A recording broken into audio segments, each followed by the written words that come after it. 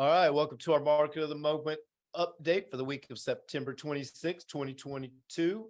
Michael Oldham with the Oldham team here with Chris Madrid and Guaranteed Rate. What's up, Hey, Chris? hey, man, what's happening?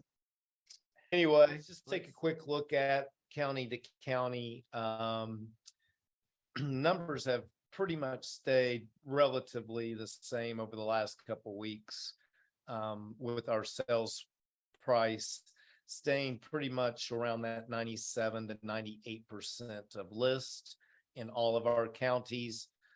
That has obviously dropped, 2.5% to 3%, depending on which county you're in, versus, I'm going to say 2 months ago.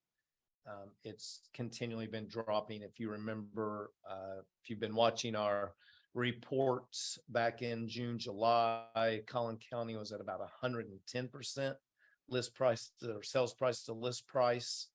So Chris had mentioned an interesting, outlier on days on market. You want to touch on that, Chris, real quick? Well, yeah, it was a report that I was is that what you're talking about? The report that I was reading earlier this week? Well, yeah, so it was one of the reports that we were reading or that I was reading, Monday, Tuesday, related to it was new construction, right, as far as home starts. And it's actually month supply we're speaking of. Yeah, month supply. So the report had shown, based on starts, so essentially based on when builders go to their, the local county offices or whatever it is to pull permits on starts, right, on homes that they're potentially starting. Well, it gives that, a larger representation of the number of homes being started, but also it doesn't factor out, like, one of the things that I had caught was, if you're looking at just the raw numbers, it appeared that we should have 7-8 months of supply, right? But so if you're looking at just the raw data, right, it's 7 or 8 months of supply. So we should, instead of these, 2.4, 3.3, 1.8 months of supply, it should be 7 to 8 months of supply, right? Yeah. Well, once you start backing out like cash transactions that don't get included, once you start factoring in like tear down, so homes that just, not all homes are they don't last forever, right? Yeah, and they're not habitable, they don't last forever. So once you start, like, stripping all those numbers out, well, the raw numbers don't look so good, right? It's like then it drops to like 0.84 months of inventory, which is even lower than we're seeing on these. So I thought that was interesting that that there's just, again, if you're just looking at information that gets reported online or on the news or wherever, it's not like, at the end of the day, you just have to dig a little deeper, because it could very well be misleading. And if you're going off of those numbers, we're like, holy cow, it's 8 months of inventory means it's a buyer's market. Let's go, let's start getting crazy. And that's not the case. Yeah, I think that is probably a reason why we see pricing maintaining where it's at. You're still, in Denton County, Collin County, Dallas, you're still very close to 100% of your list price, most likely, if you have it listed properly. Yeah, absolutely. And so, as Chris is saying, when a builder goes to the county and files a permit to put a house on the ground, that house does not exist yet. It's just a piece of paper. So it's really not inventory. So the true inventory, like as Chris says, very well may not be 2.4. It may be more closer to just under 1 month supply when you take out all of those homes that are permitted but not on the ground yet. And then you also have to think about the 6 to 8 months, maybe longer, that it's going to take to get those on the ground. They're probably going to go off the market often. So anyway, that's good information. The news, the media can make numbers and data pretty much tell the out of story anything. tell the story the way they want to tell. Hey, for sure. And if that is not